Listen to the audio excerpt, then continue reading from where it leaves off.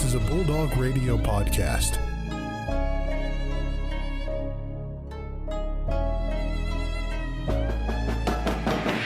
The Ferris State Bulldogs have upset the nation's number 2 ranked team.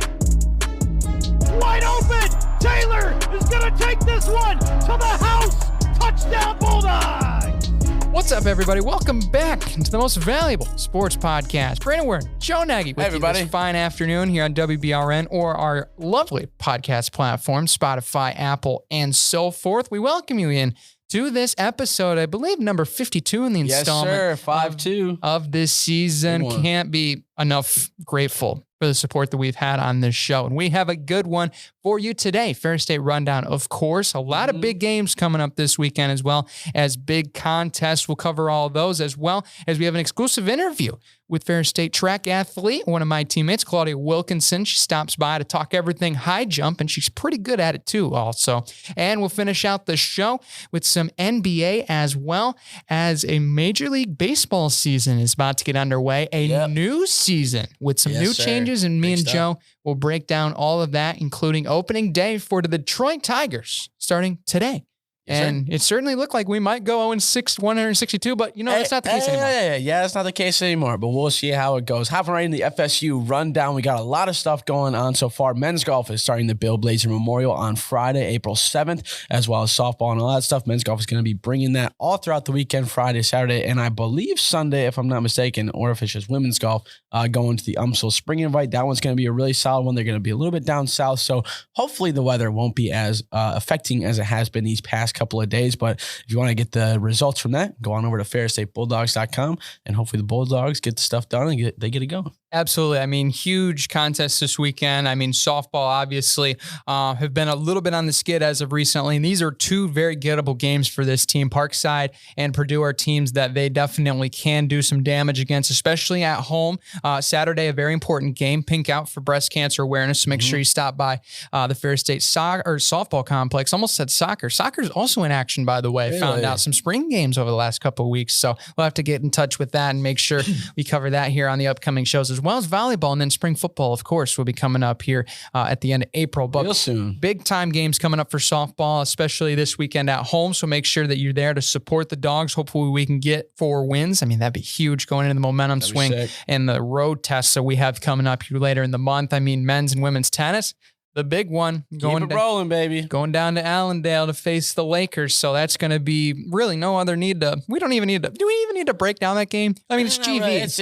It's the biggest one is really what it is. Men's are going to be going against Grand Valley. Grand Valley is kind of near the middle of the table in the GLIAC so far, but for the women's, the Lakers are at the top. So it's going to be a really solid test for our women's tennis team, especially being able to knock out Davenport to get out of that skid and be in the win column once again. So hopefully we'll see 2 W's across the board, and it's going to be real solid. Especially for you Bulldog tennis fans. Yeah, men's and women's golf as well, traveling all over the place, it seems like. It's been hard to get Coach Stark in here. He's actually been on our schedule, so if you want to hear from Coach Stark, you might want to tune in next week. He's been on the docket. He's been on the docket. Make sure that you subscribe now so you don't miss out on that. That's all I'll tell you. We'll leave it a surprise when the date and the time will be, so you're going to have to subscribe to hear from him here soon. Can't wait to have him on the show, as well as track and field down at Oakland U, Golden Grizzly, going to be a fun meet.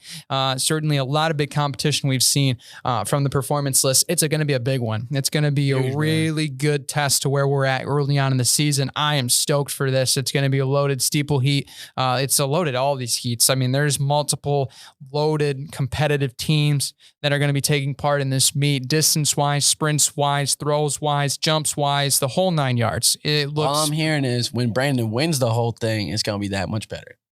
Sure. Okay. Have that confidence, Brandon. Come on, man. I'm confident. Yeah. I feel like I'm more confident in you than you are in yourself. That could be true. No, I'm just kidding. I'm confident. I'm ready to go. The first one's always the scariest, but we're going to make it work. We're going to make it happen. It's going to be a good time, man. It's going to be fun for sure, especially just not having hopefully 30-mile-per-hour winds. I knock on wood now. I'll take the 40. Tough. I'll take the 40 degrees over the 70 and wind that we had last weekend. I would say that. Tough. Well, also that was what was going on in Big Rapids yesterday for us on Wednesday. Yeah, it was, tornado watch. Yeah, tornado watch. I woke up, saw that on my phone. I was getting a little nervy because my house, I feel like, was built in like the 1700s. So I think it's going to be struggling if a tornado comes through. I walked out my door and my screen door almost just flew off its hinges. So almost lost security deposit on that one. Yeah, I'll tell you what, if I would have woke up to a tornado siren, I would have been pretty upsetty spaghetti. If my landlord's listening, our screen door is intact and fine. That is good to hear. But without further ado, we have an interview to go to with Claudia Wilkinson from Track and Field. Now joining us in studio, Ferris State track and field athlete, high jumper Claudia Wilkinson stopped by. Claudia, welcome to the show. Thank you. Claudia, thanks so much for coming on. First question for you. Season's been going pretty all right so far. I mean, talk about what it's been like so far for you on the personal level and on the team as well. Honestly, we have a lot of talent this year on both sides for distance and sprinting, but yeah, a lot of hard workers and people who just like have the drive to want to get better and stuff like that. Yeah, absolutely. And obviously starting up the outdoor campaign, you had a really successful indoor campaign, second in the GLIAC in high jump, which is really impressive for those that don't know. Just talk about going through indoor season, the progression you made and able to get on the podium at the end of the year.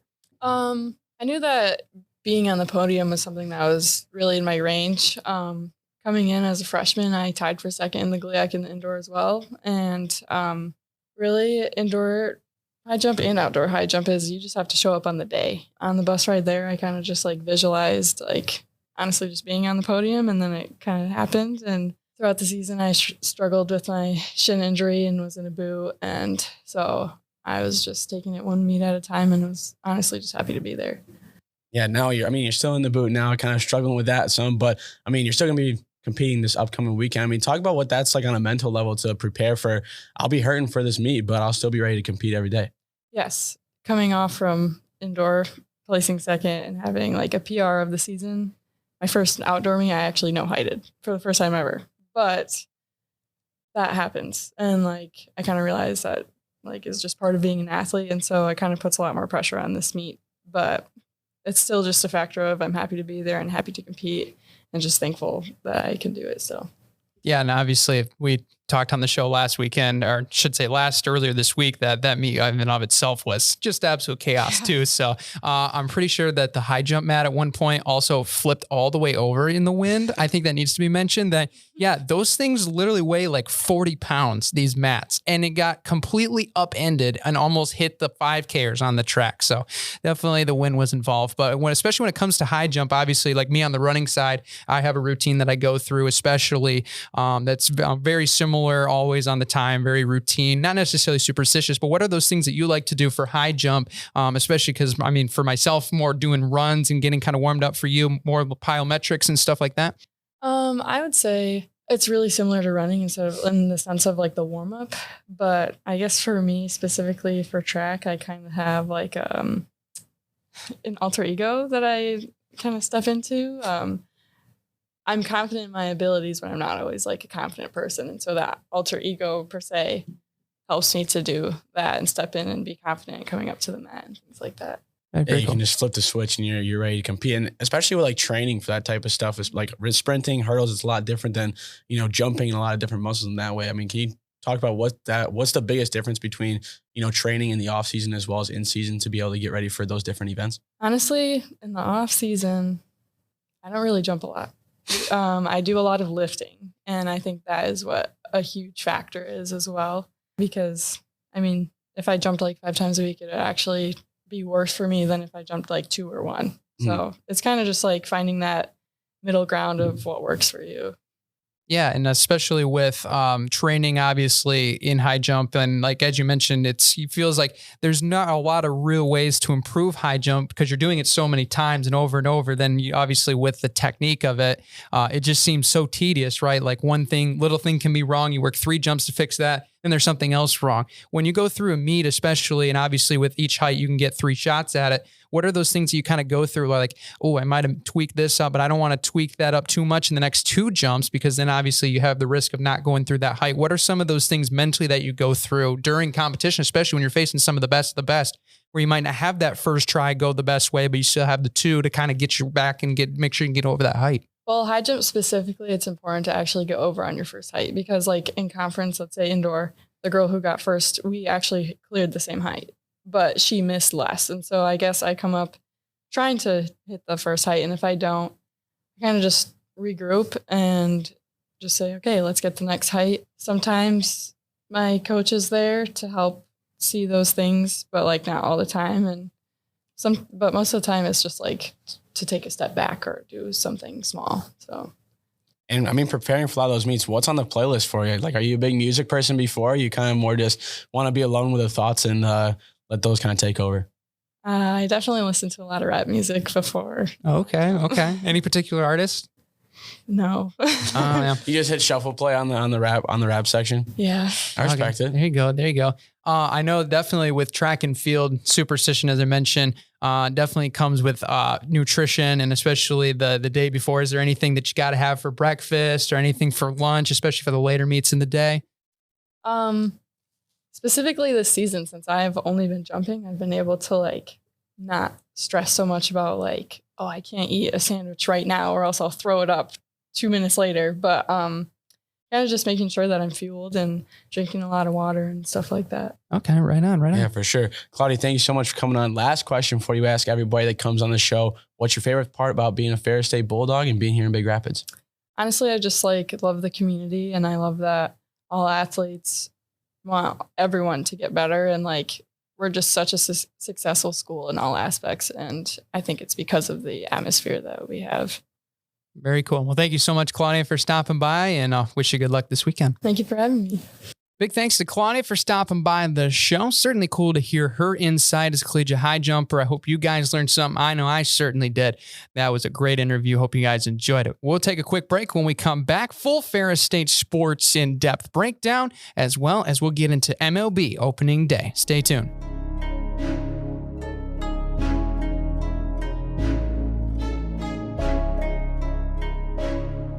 And we are back, everybody. Going to be hopping into a more extended Ferris State sports report back how we always like to do it. Going to be hopping right into men's golf. They're going to be playing Friday and Saturday, the 7th and 8th of April at the Bill Blazer Memorial, and they're going to be trying to get that one going a little bit. Going to have a little bit nicer weather, I hope, from these past couple of weeks I've been talking about. It's not always easy to play in this Michigan weather where you really don't know what is going to happen at any time. It could be 60 and sunny, or it could be 30 and snowing, and that is not always the best when you're trying to golf. And then women's are going to be playing Sunday and Monday at the UMSL Spring Invite, and you know it's going to be at least a little bit better weather, and hopefully they're going to be able to kind of keep it going. Season's almost over, and there's going to be a quick turnaround until GLIAC's, Brandon, and hopefully these two golf meets can really show up and show out for the Dogs. Yeah, absolutely. I mean, Caleb Bond was fantastic for the men. I mean, freshman winning a tournament, I mean, that's a monumental moment for him. What? Congrats for his performance, especially. And I mean, the team, very, very deep. I mean, certainly you saw that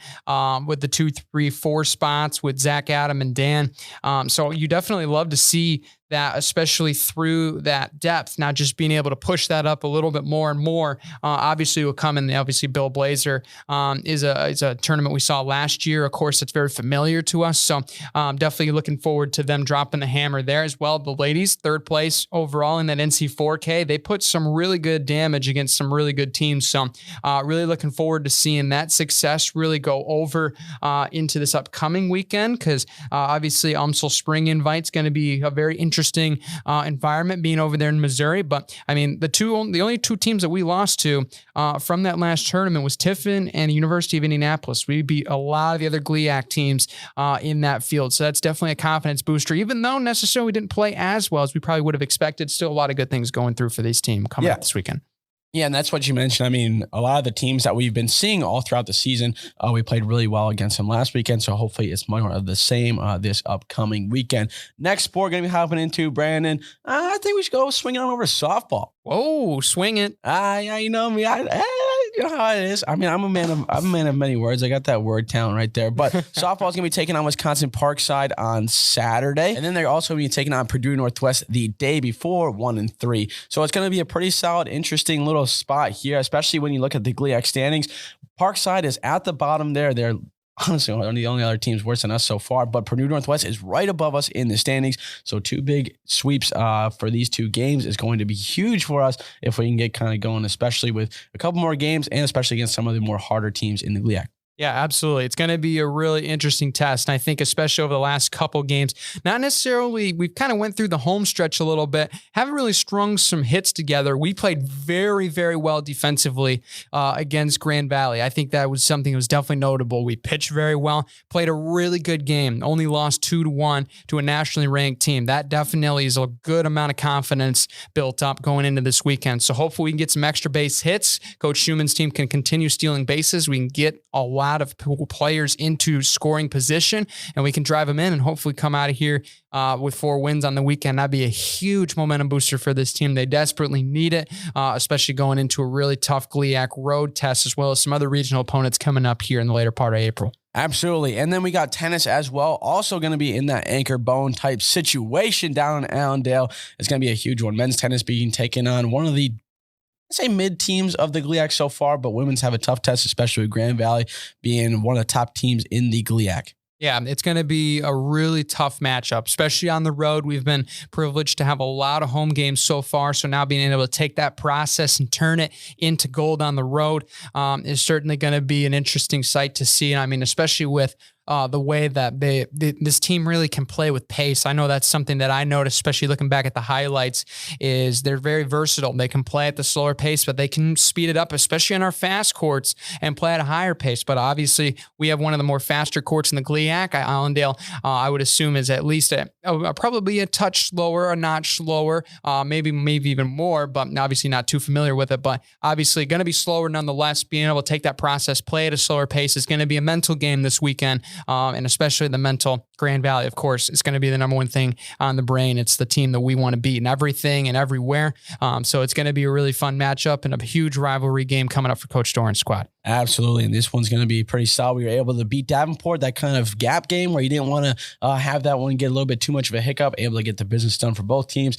And I think they're going to be able to get the business done for Grand Valley as well. Yeah, it's going to be fun. Final event, track and field down at Groveland Grizzly coming up here, and it's going to be a really big one. Temperatures are supposed to be in the 40s and 50s, supposed to be a little partly cloudy. Maybe we'll see a little bit of sunshine, but not looking to be too crazy as far as the weather. Maybe a little breezy, but it doesn't appear to be as bad as what we had last weekend. Thank goodness, because I don't want to ever deal with that again. But certainly it's going to be, I think it's going to be a really fun meet. I think it's going to be a really good test for us competitively to see where we're at. And I think it's going to be, I mean, we're going to see D1 teams there. There's going to be some MAC teams there. There's going to be some really good D2 teams there. All the fields are loaded, distance, sprints, as I mentioned earlier before in the first half of the show. But it's going to be legit meet. It's going to be a really good physical test for us. A lot of us, especially the distance squad that I've seen, we're in shape. We're ready to rock and roll. Last weekend's results was not a testament to the work that this team's put in. So we're really looking forward to showing that here this weekend in the elements, especially in better shape than in Western Kentucky as well. And everybody's really put in the work. So it's going to be a great weekend. And especially some standards are going to be hit before Bucknell. And that's going to be on a lot of our minds. So it's going to be a fun meet nonetheless. And really looking forward to seeing the success here on the track down there in Rochester at Oakland University. Going to be fun. It's going to be real solid. And I think you guys are going to be having some really great running weather, especially from last week, which sucked. Yeah, you're telling me, dude. When you when you have a high jump mat upturned like a tree onto the track, that's crazy. Heavy, yeah, I mean, that's absurd. I'm never going to forget that. I was thankful enough only my spike bag was on the high jump mat and not myself, because that could have been bad if I just you would have flown and just got pancaked by flying into the spectators. Now I got bones broken and oh gosh, a lot of insurance to fill out. And I don't want to do that. That's lame. So anyway, that's the Fair State Sports Report finishing out the show. Tigers faithful. Hey, you're probably on the right station, because that's where you can listen to the Tigers all season long on WBRN. Right now, we're in the home opener as we record this on Thursday. You guys will be hearing it here at the end of the stand, where we'll be taking on the Red Sox at home in our home opening series against right now, Boston. 3-2, top of the fifth. We are winning right now. Miguel Cabrera, an RBI knock in his final Detroit opener. How great of a storybook that is. But it was actually kind of cool to see when they were down in Houston, what they did for his final season. Oh, yeah, the cowboy hat. Yes. That was pretty cool. That's good stuff. But, I mean, really kind of looking at the Tigers overall, I mean, obviously, the first couple games, stunk. But I mean, really good bounce back, beating the former champions a year ago in the Astros. I mean, I know, Joe, you love to see that. I love to see that, especially since we won the series. There was some pretty solid offensive show out so far. I feel like the problem right now is just kind of finding the identity and being able to find a solid go about with our bullpen as well as kind of our starting rotation. That's kind of being the big thing right now, because I think we can get by with what we have offensive wise and defensive wise. It's just getting our bullpen and our pitching staff back to a spot where every day, all 5 of those roster spots are going to be filled with guys who can just sling it. And that's something that we've been missing since, the heyday of when we had one of the greatest pitching rotations ever assembled. And I think that's going to be the tough part, especially, I forget who's starting for us today. Was it Turnbull? Turnbull's on the mound. Turnbull, baby. Nice. Yes. So he's a good pitcher. He's a good pitcher, but he's not like a fantastic one. Like, we haven't really been able to, replenish what we've been losing so far. And throwing shade at Spencer Turnbull. Dude, you can't lie though, but I know what you're saying. That's been the problem with this team is we have too much to compare to be honest. What we used to be at. Yes. Like, that's the worst part about it. And I think the tougher part about it is like the guys who are paying a lot of money right now are just not good. Like, Javi Baez is not going to be able to replicate what he did in the World Baseball Classic to what he's going to be able to do this season. Yeah. Like, and I wasn't really a big fan of him when we signed him anyways. I was like, oh, okay, we got a big name, but seeing the guy, his batting average is in the crapper most of the time, then you're going to be in a struggle bus. Yeah. Here's the thing. We're 2-3 right now and could be on our way to 3-3. I knock on wood if we can hold out against the Red Sox. This team has the second worst ERA so far through the first 5 games, second worst hitting team through the first 5 games. It can only get better. That's the thing that really brings it about. But when you look especially at this lineup, how about Matt Vierling the other day? Holy mackerel, that kid played well. What was it, 5 hits he had, including the game-winning RBI? He's really looking like a really fantastic player for this Tigers team. But I think especially when you see in the development, obviously, of a lot of these top-tier guys. Obviously, Torkelson had a breakout game a couple games ago. Big torque bomb, obviously. Watching him in West Michigan was unbelievable. I wish we could see that every week from him in Detroit. Michigan, you thought he was just going to go yard every time. Oh, my gosh. So good. Dude, he will literally look like that kid. He's playing baseball in easy mode. Yeah, he literally looked like that guy. I just say he's a kid. I'm like 21. I should probably stop because he's older than me, but we're almost about the same age. So that's ironic, irony of that statement. But he would just make it look so easy. And that would kind of scare me a little bit because obviously when you get to the majors, it's not easy at all. So, but him just trying to get consistently, Riley Green, obviously getting back from injury. He's still kind of getting the wheels turning a little bit.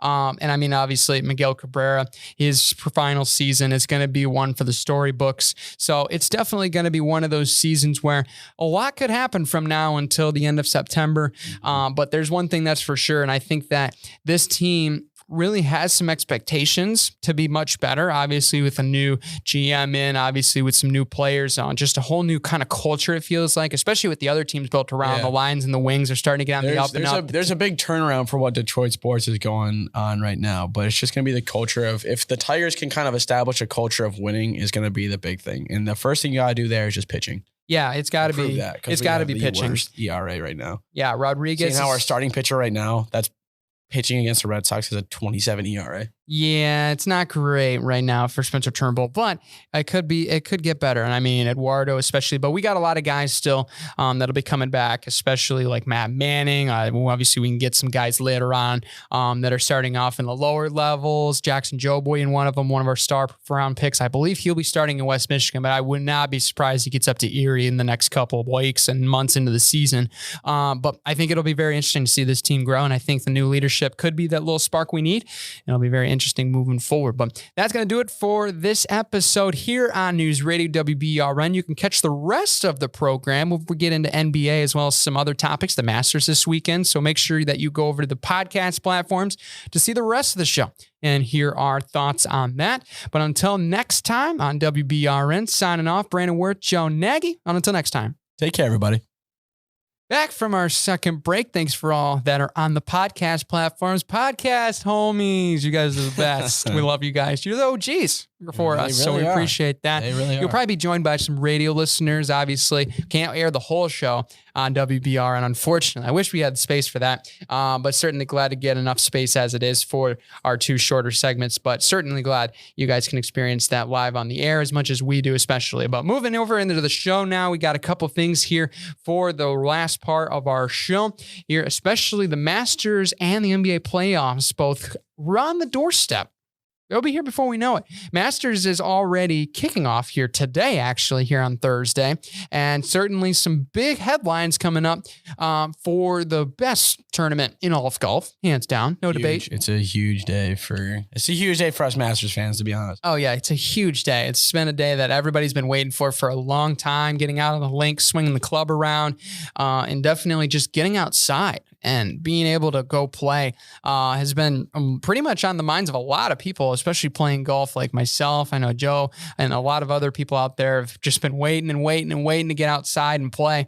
And now it's really the time to do so. And especially now that we have it on television for the biggest event of the year in golf is really cool. But Masters, obviously in Augusta, no need to talk about the history. It speaks in of itself. But I think the definite biggest thing here with this year's Masters, Joe, I know we talked a little bit about it off air a little bit, and obviously been a lot of publication and media coverage behind this. Obviously, $15 million purse for this year's tournament. Very, very high. One of the highest, I think, of all time as far as the pod's concerned.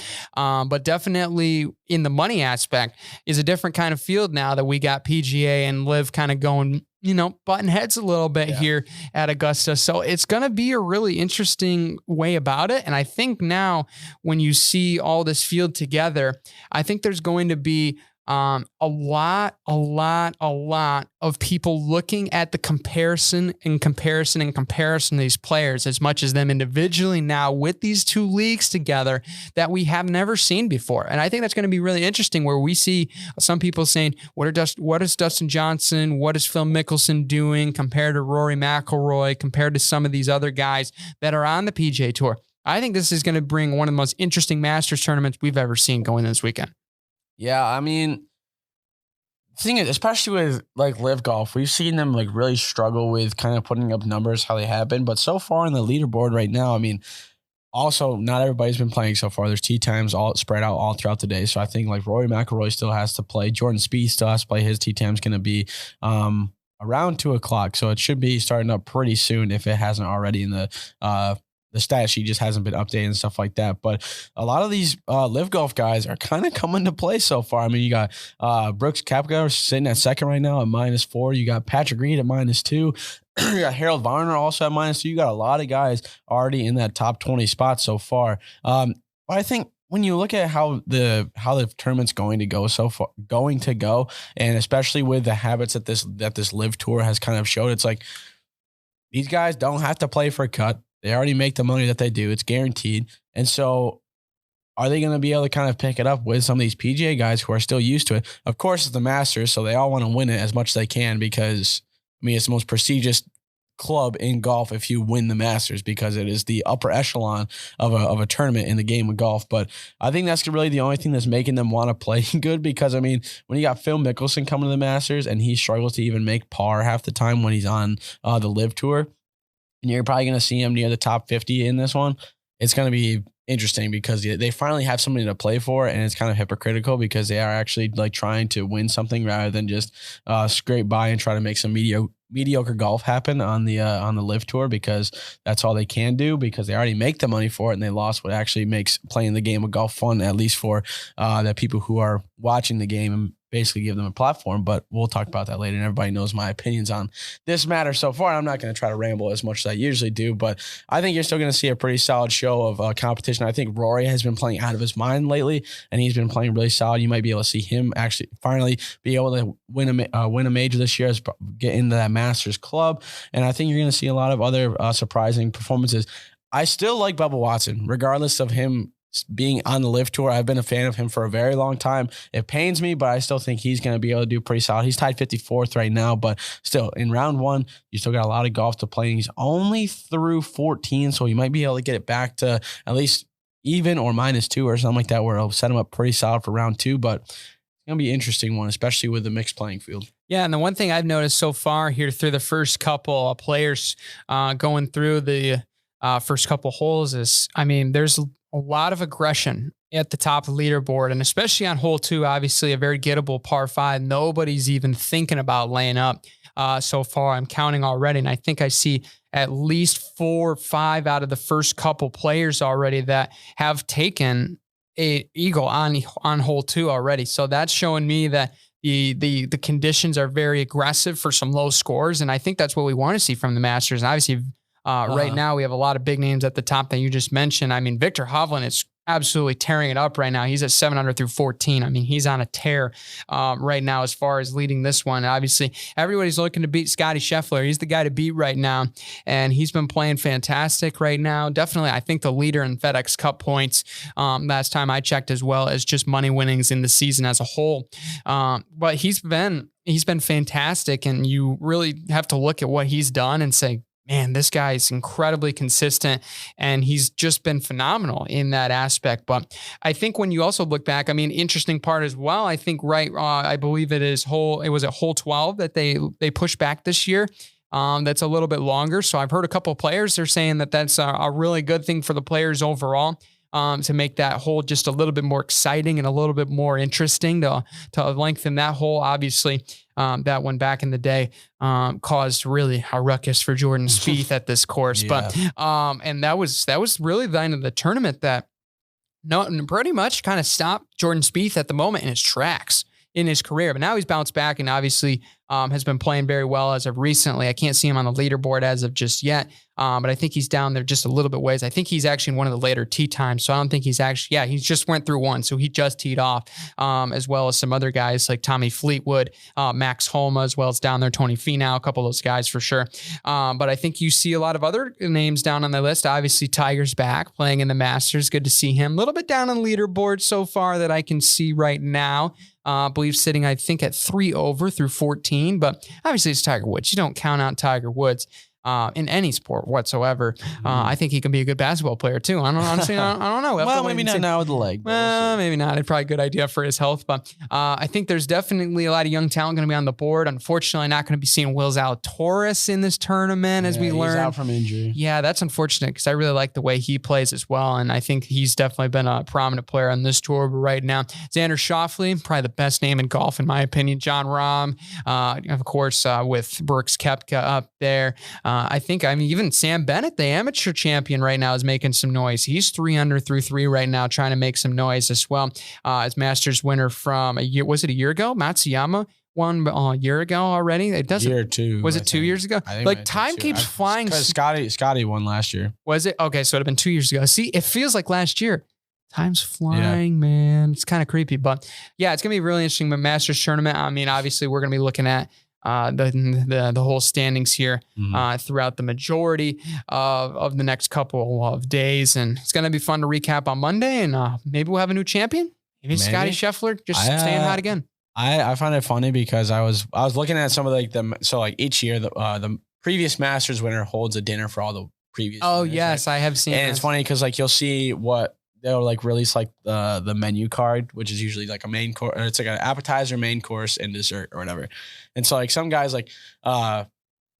what's his name? Matsuhiro or whatever. He had Japanese A5 Wagyu, just a whole bunch of random stuff, miso soup and all that stuff, traditional Japanese stuff. Yeah. And then you go back to Bubba Watson and he had grilled chicken and cheeseburgers. American fries and stuff like that, and I was just that just sounds like Bubba Watson. And there's other guys go all out because they have to pay for it and provide it or whatever. But I mean, honestly, each year there adds another person to the table. So if I gotta pay for it, I'm not gonna go crazy with it. If I ever had to do one, that'd be kind of crazy. I go home cooking food probably. Yeah, I can't remember what Scotty Scheffler asked for last year. Scotty Scheffler asked for I think he did burgers as well. Was it something like burgers? I feels like that's kind of a common combo. I'll look it up. Google.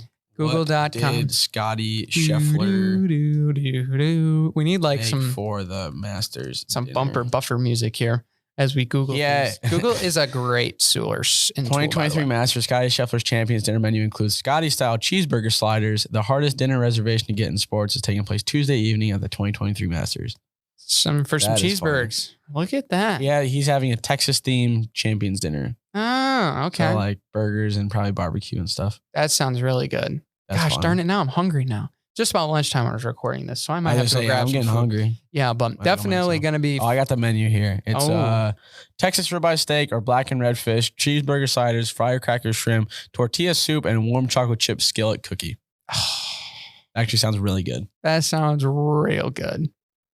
That sounds. Do we cut the episode and go eat right now? No, I'm just kidding. I'm just kidding. Quick little hiatus here. I'm just kidding, guys. Yeah, this Masters is going to be pretty solid. Unfortunately, Jeff Knox, the mysterious fill-in after the cut has been announced, he's not going to be playing this year. Who's the famous Masters member who kind of comes in if there's an odd number and he'll play with somebody. He's not going to be playing this year, which is unfortunate. He's made his retirement after the 2022 season, so that's going to be a tradition of the Masters that we're all going to miss, which is going to be unfortunate. But I think there's going to be some pretty solid competition regardless. Early prediction, who do you think is going to win the whole thing, Brandon? Oh, that's tough. I'm not going to pick Scotty Scheffler. Not going to be that guy, even though I think he's definitely the guy to beat. I've looked back at a couple guys that I've picked in years past, and I kind of want to go back to some of them.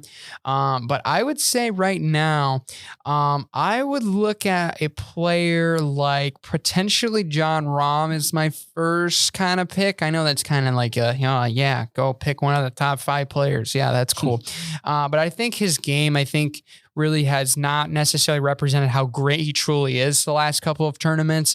Obviously, he hasn't been in the winner's circle for a little bit. He's obviously gotten here and there, but not necessarily the consistency, especially that Scotty Scheffler's been put on. Yeah. But I think right now, the way that he's playing, I really like the round 1 scores that he's been putting up so far. And I think it'll be very interesting to see where he ends up. Obviously, you'll be watching some of the other guys, the younger guys, as they kind of tee off. Where's JT going to be? Where's Phil obviously going to be? And you can look at some other guys. Jason Day is another one I'll probably be watching. I mean, it's been a while since we've really seen him have a really breakout tournament. So this could be it for him. I mean, he's stepped up in the Masters a couple of years, not necessarily all of them, but definitely a couple of years. But if I were to take a pick right now, I might go with my boy Jon Rahm. I might go with him right now. What about you? I don't know. There's a lot of guys who I was thinking that could play really well. I'm really surprised with Victor Hovland right now because he's playing out of his mind. And I wasn't really thinking of him as one of the guys who was going to make a lot of noise at the tournament. I thought he was going to be chilling around like 10 spot. He was going to make the cut, but I didn't think he was going to make it that far. But right now, I think I'm going to go Victor. I feel like he's been playing really high. He's 3 strokes ahead of Koepka already. He's already played about 6 more holes. But when you look at everybody else so far on the leaderboard, it might be a little bit of a struggle to keep up with him. But as much as I might pain to say, Brooks Koepka might take it as well. Yeah, it could be one for sure. Another name I might be watching, Harold Varner. The guy that played HV3, eh? Yeah, HV3. He played really well in the first 2 rounds last year. Not necessarily all the way through. Finishing out strong, but I think this could be a really comeback tournament for him, especially from last year's performance. Right now, I believe he's sitting at 2 under through 9, pretty solid, pretty much right under the board where you want to be. And definitely you can see the way that he plays very aggressively. I think that could really benefit him based on what we've seen from the conditions of this course. So always got to watch out for good old Rory McIlroy. He's 1 under through 2. He's going to be doing pretty solid. And I'm really hoping that he gets his first major win in a long time. Yeah, a lot of full swing fans, I'm sure, will be rooting for guys like Rory McIlroy. Yeah, and a lot of live haters are going to be rooting for him as well. Oh, absolutely. Which I am in that boat. Yep. Yeah. Full swing, by the way. Goated. Oh, yeah. It's such a good... Epic. If you got Netflix, watch it. It's super good. Please do. I didn't really know the full behind the scenes about golf. And I remember watching the first episode, and I believe that's what Jordan and JT together is the first episode, I want to say, or maybe it's the first or the second one. And I learned about kind of the camaraderie that those guys have off the course and just kind of working and training together. And that's obviously really cool, that whole vibe. It is a unique, because I kind of assumed obviously individual sport. I know they probably hang out with each other. Probably not necessarily like all the time, but like they hang out all the time. It's like, it doesn't feel like a job to them. And that's what really just kind of makes me go like, wow. Jealous of them too. Yeah, it is so freaking cool. These guys can literally go play golf for a living. And the way that they do it consistently wise, 18 holes a day, 72 a tournament, ridiculous. It's absolutely ridiculous. And the sport of golf is hard enough, and these guys make it way, way, way too easy. But it's certainly interesting. Masters is certainly going to be up and swing. I do want to say this here, kind of finishing out the point. I saw that the concession stands were posted, or concession stand prices. Super cheap. Thank you, Augusta. My goodness. Well, you want to know why? Well, I know why. Because they'll be doing $70 million in merchandise sales. Oh, 100%, which that's great. But it doesn't necessarily mean they have to drive up concessions. Well, I know that's why they don't, is because they don't. Yeah, they don't need to. And that's like one of the things that like makes, because especially if you go to like any sporting event, anything, everything's chalked up like 120, 200, 300 by 400% or something. Yeah, like that. absolutely. If you want to go get a beer at a hockey game, I can get a tall boy at a gas station for $3. Yeah. I pay 17 at some. Yeah, exactly. I like the Griffins. Or it's whatever. The experience. Yeah. But if you go to the Masters, I mean, what is it? Pimento cheese sandwich is like $1.50. Egg salad sandwich is $1.50. You can get a beer for $5. You can get a barbecue sandwich for $3 or something like that. They don't chalk it up, which is really cool. But that's if you look just a step further, which they're not hiding it. It's just that they make $70 million off of just that one weekend, right, in sales. And that's what I like, is that they recognize that and they're saying, yeah, we can give back to the fans a little bit. Let's make concessions a little cheaper, because there's obviously they're going to be making a crap ton on merchandise, as you just mentioned here. But I think the biggest thing is, like, for some people that honestly, like myself, if I went to the Masters, I might buy maybe a couple of things of merchandise, like maybe a polo or something. I'm not going to go out and spend thousands of dollars, but that alongside with the cheaper concessions, like, it makes you feel better, and it makes you feel like they care, like that feels like a live golf thing to do. You're already making money, but you're still upcharging on concessions because you need to. Masters know they don't need to. They realize that in that identity that they want to be the friendly spectator sport of golf. And now that they're doing that, I think that's really cool. Yeah. And I think that's epic for the money savers like myself for concessions. I don't have to pay $5 for a bag of freaking chips. Cry me a river. Some of you guys are crazy. And I like that about the Masters. And I just wanted to point that out, that they're doing a great job with that. I'm doing a quick little math thing real quick. So I wanted to see how much they made, like, just off of green fees and stuff, because it says $525 for members for each round of golf and $525 for guests of members. So it's not a public course, it's a private course. And then I try to figure out if they have like how many rounds are played at Augusta National a year. Roughly, let's say, 20,000 rounds of golf played a year. 20,000 times 500 would be what, 10 million, right? I'm trying to track my math. 20,000 times 500. Yeah, right? Sounds right. 20,000, because you add two more zeros. Yeah. So it'll be like 10 million. Yeah. To make that, you probably make $70 million off of merch just that one weekend, not to mention probably another, let's say, ballpark safety area, 20 million just off a regular, whatever it is, right? Like whatever, like 20 million just in general. Yeah. So you're saying just off of that stuff, you're probably a golf course making near 100 million a year, which is insane. Yeah. Pretty crazy stuff. That's just wild to me, dude. That isn't like the fact that they're bringing in that much money. How much do they spend? In just to imagine, in really this one weekend, in 4 days, just 4 days. Maintenance. Absolutely bonkers to me, but it's certainly going to be a really fun tournament, I think, nonetheless. Obviously, it's Augusta. Being down there especially is just... They are raking in the money. It costs $40,000 for upkeep there. What? Just for like... Yeah, 40? So my brain just broke. Augusta National Golf Club comes with a high price for membership. If you're lucky enough to be invited to join, you can expect to pay initiation fees and annual dues that total around $40,000. Bro, what? I didn't think it was that much. I knew it was expensive, but geez. $40K? 4 with 4 zeros? Yeah, for a membership. And then 40. Maintenance costs... I read that wrong. It costs $40,000 for a membership, and then maintenance costs how much? Please don't tell me it's more than 60. Don't tell me it's 6 digits either. I'm going to leave the room if it's over 6 digits. I can't even see. It doesn't even say. I feel like they probably just keep that hidden. Yeah, it's probably 6 digits. They don't want us to know. Well, I mean, you're also playing on incredibly nice grass, and there's probably not a bad lie in the whole place. Oh, yeah. So. It's the greatest course in the world, basically. So, I mean, it makes sense, but just the fact that it's $100,000, yeah, it just gave me shivers. My bank just shivered. 40. Let's do another Google search. Oh, Google. Here we go. How many members are at Augusta? Give them a call real quick. Probably got to be. There's 118 famous people that are, I think, that are members. There's like a lot of like real estate moguls, a lot of like CEOs. Makes sense. A lot of oil and gas CEOs. Makes sense. Athletes? Some sports guys. Ian Sure. Webb, if you remember him, he's not like a huge guy. Lou Holtz is a member there. Really? Lou Holtz. Sweet Lou Holtz. I'm trying to find out anything else. The name Jack Burke Jr. rings a bell. I can't remember exactly who it is, but there's a lot of like real estate guys, a lot of tech people. Bill Gates, of course, is a member of always.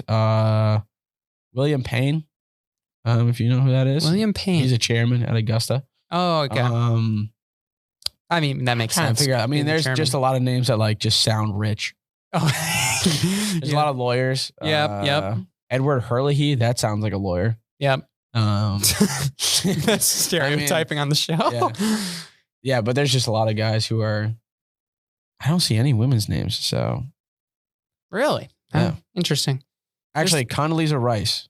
Is that a woman? Yeah, yeah. She's in oh my gosh, she's a government official. Yeah. And then could be Frances Townsend. I don't know if that's a man or a woman, but I know Frances is a swing either way now. That is a politician, Frances Townsend. Condoleezza Rice. I don't know. Well, just based off my Google. Wait. You said Frances Townsend? Yeah. Oh, the person that I just searched is actually deceased with that name. Well, that's Francis A. Townsend Jr. So. Oh, Junior. Yeah. Okay. Well, then I would assume there's also a Ronald Townsend who might be his brother. Could be. It might be. Suspect how a government official can afford a $40,000 a year membership fee. A little suspect, if you ask me. But suspicious. That's a conversation for somebody can investigate. A politics podcast. Politics podcast. You're welcome for that investigation. For that investigation. You are under investigation. Anyway, enough golf talk. We'll finish up the show here with some NBA playoffs coming up here. Only a couple games left here, Joe. A couple teams fighting to get their way into the postseason right now. The Western Conference really is the only one. The Eastern is pretty much set in stone right now. All the other teams in contention have been eliminated. The 10 teams have been selected. Western Conference, though, this is where it definitely has become interesting, where the Dallas Mavericks found themselves on the outside looking in, and now they're going to need some help here in the final two games. They need the Thunder to lose as well as them to win to get in, despite being at one point, if I remember, Joe, second or third in this conference, and then making a trade for Kyrie Irving that has now plummeted them potentially out of the playoffs. That is incredible how he just has bad luck no matter where he goes. I just feel like he's a locker room cancer at this point. Like, if he hasn't been, like, the only person I feel like Kyrie Irving is going to be able to mesh well is LeBron. Facts. Like, you can't put him in his box. I feel like he's just got so much stuff going on now where you're not going to be able to really work with him in any way. But yeah, the Dallas thing was wild because when they made the trade, I was like, that could work. But also, is Kyrie going to be able to play second fiddle to Luka? And I didn't think so. And then obviously that's not working out right now. So it's not really that solid because you have Luka, who is already the main man, who got the ball all the time, and then Kyrie's a guy who's like, well, I want the ball. I'm the best ball handler in the NBA, and then you can't really just tell him like, hey, you gotta like adopt to this because he's been kind of that locker room cancer. So I don't know. Dallas, I felt like shot themselves in the foot with that one because I feel like everybody knew that was going to be a bad trade, but they made it anyways. Yeah, I think. But also, you can't really blame it because the Nets was like, no, you're not going to Lakers because you screwed us over. Yeah, exactly. Yeah, I think when you look at it, it's unfortunate too, because I know we've looked at Kyrie's kind of career under a microscope now, especially with this. I know a lot of analysts have looked at it, especially with this collapse from Dallas. You look at him in Cleveland with LeBron, obviously won a chip there. Yeah, that's probably the best Kyrie we've ever seen. That was probably the best Kyrie we've ever seen. And I think too, the fact of that, pair that with the Celtics experiment, right? Got kind of in the mix, not all the way there. Maybe got to the Western Conference Finals 1 year, if I remember correctly, or if not, we're one step away. Get to Brooklyn, obviously with him, KD, James Harden, whole mess there. And then now obviously in Dallas, just trying to figure it out with Luka Doncic. He's one of the more talented players in the league, but like people are questioning his character as a winner. And I think that's a fair thing to put into light is when he was in Cleveland, it was Braun's show. It was back to Akron. It was his thing. Kyrie was along for the ride. He was a really good player. I'm not discrediting him as a player. He's one of the most talented players in the league today, if not one of the best pretty much of the last decade. But the thing of it is, when it comes down to winning games, Kyrie's just not the necessarily guy that's scrapping, bringing down a lot of boards, playing really good defense, and really he relies on everybody else to do that. He does. He wants the final shot, but he's not going to really put the work. Right. He's a great offensive player. Defensively, he's not as good of a player. Now, obviously, he's very talented, more talented defensively than I ever will be, and probably half the guys in the league. But when you compare to some of these other teams in the Western Conference, like the Nuggets, right? You got Jamal Murray, you got Nikola Jokic, you got a lot of great other fits around those guys that can play defense and can really scrap you wins by being winners, right? That's just the way that team has been made up. And that's why they're good year after year, right? You have Kentavious Caldwell-Pope there. You have Michael Porter Jr. there. You have Aaron Gordon there. You have Bruce Brown now. You have Jeff Green. Those guys aren't necessarily the most talented players, but they're scrappy, physical guys that can help you win games. And that's the makeup that the Denver Nuggets have to make them successful, right? Then you also have the Lakers in that experience with LeBron. And now them after making that trade to get really some new guys in, offering Russell Westbrook now to the Clippers, which now he's played really well because he hasn't been forced to play a position that he's not used to like he was in LA. They have D'Angelo Russell back. Austin Reeves has been the story of the NBA so far. And then you have Jared Vanderbilt, who's been playing phenomenal in his role at that 4 spot with AD. So it's not necessarily about bringing the best guys in the room to make your team better. And I can't stand the fact that we have all these supposed super teams trying to get together because it's not going to win you a championship. We've seen him try it the last 5 years, right? 5 years. Obviously, the KD experience with Steph and Clay and Draymond worked, right? Because you took 4 of the best players in the world at that time and put them all on the same team, but they figured out how to play with each other's skill sets perfectly enough.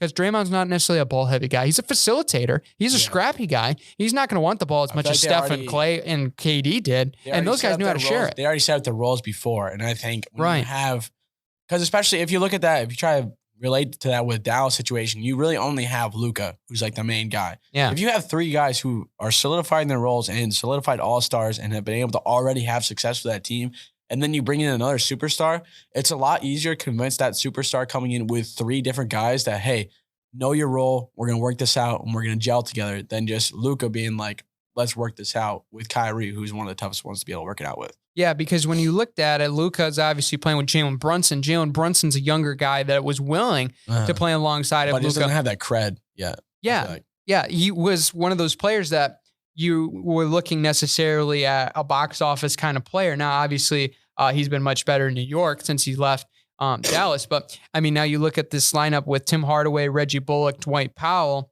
along with those 2 guys. I mean, there's not a whole lot of flexibility in that lineup. Not really, no. There's really not a lot of interchangeability like you see with some of these other teams. And that's the problem, especially like defensively.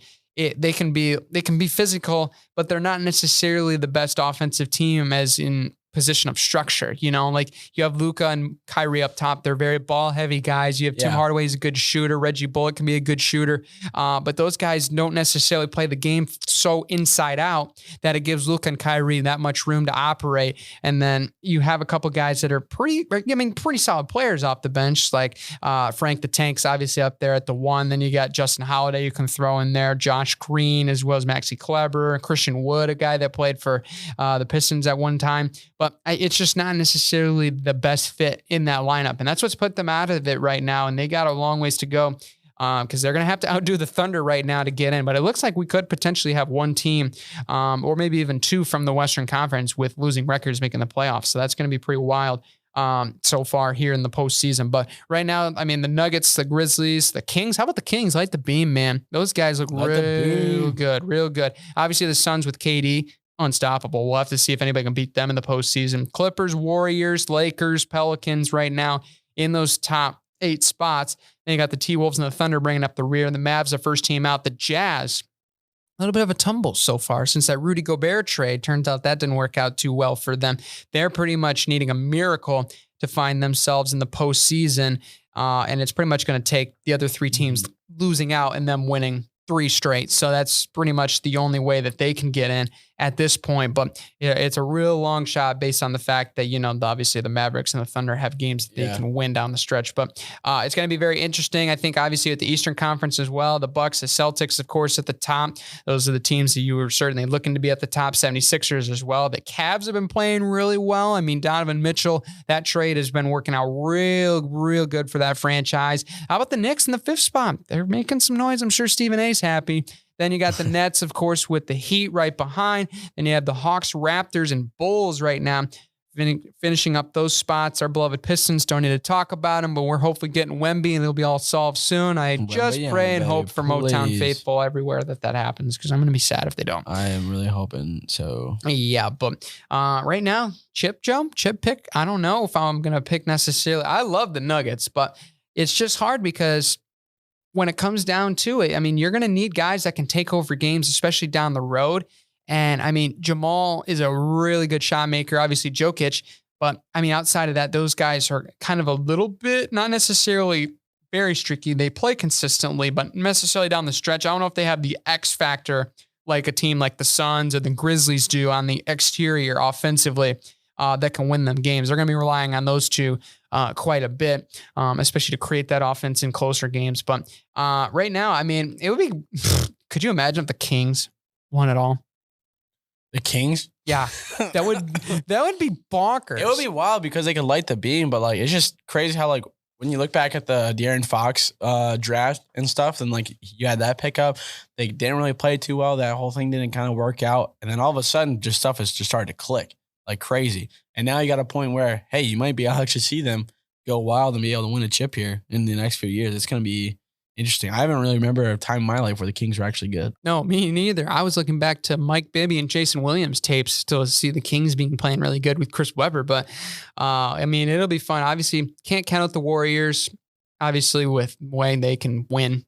Last year. I mean, they've always been able, you can't count them out because they'll just figure out a way. No, they'll figure out a way. That team is too well put together and assembled to not do well in the postseason for sure. And then obviously I would say you could probably throw in the Lakers maybe a little bit. I don't see them as more. The Lakers are really overrated. I think their conference, their ceiling is conference finals. I think that's their ceiling. I don't think they can make it that far. That's gonna be like the best they can do. Yeah, I think I think that their structure. Said a lot about structure so far, but I think their structure against the Bucks and the Celtics would be, or even the 76ers, as far as consideration of size and versatility defensively, I think could be a problem. Even though the Lakers have played really well defensively as of recently, but can they do that in the playoffs? That's where I have skepticism. But I don't know if there's necessarily, I think the East is really, what are the top 4 you're going to pick, honestly, because those teams are all, I think, significantly a tier above some of the other Western Conference teams. Well, not necessarily the Western Conference teams. The top teams in the Eastern Conference are a tier above the other Eastern Conference teams, where the West is kind of more spread out. But obviously, with the way that trading has been going on the last couple of years, obviously we kind of expected that to happen. So it'll be very interesting to see. But I don't know, man. I'm kind of feeling that we could see a potential. I think that we could see the Bucks get back. I think Giannis with a potential to win his second ring, I think, is a possibility.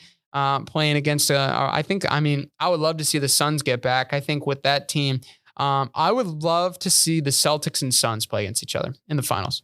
I think it'd be an awesome finals. That'd be a cool little spot. It would be an awesome finals. No doubt about it. Yeah. Maybe the honorable mention I could think of maybe in there.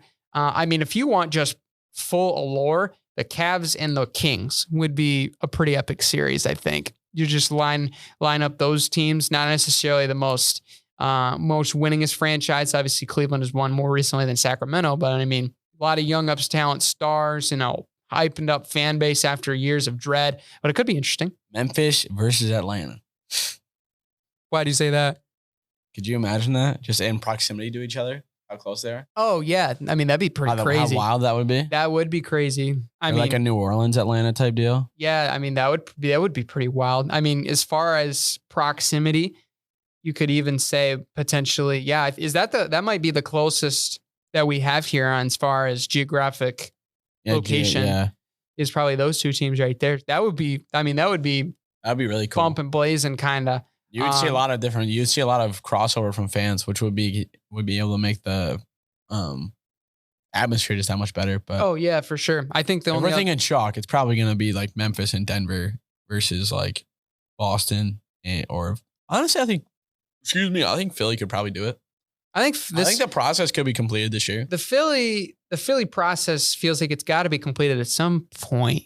I was going to say. I mean, the process has been getting worked on for quite a long time. I mean, when's it going to be finished here? Yeah, I mean, James Harden deserves to get back in position to get himself to an NBA Finals again. So I think that's definitely something that we could love to see as basketball fans because James Harden's a fantastic player. And that's the tough thing, too, is you want to see guys like Jason Tatum win their first ring. Obviously, you want to see a lot of these first rings getting won, obviously, because you want to see different champions year after year. I think that's just natural for us, and just to see a different outcome every year doesn't make necessarily things stale when it comes to sports. And I think that's what we root for every year.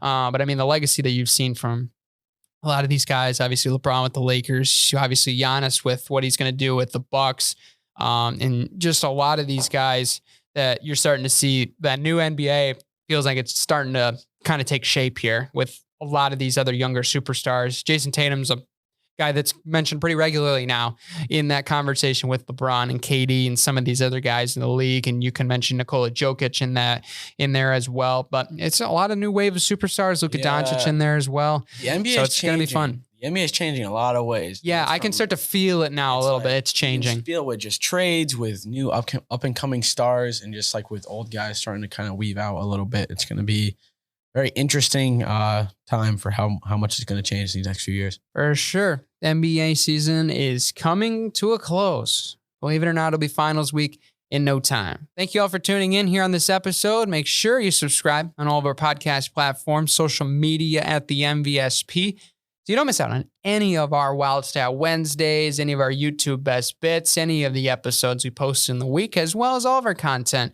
that we have related to this show. Appreciate all of your guys' support. We can't wait to talk to you next week. And until next time. Take care, everybody.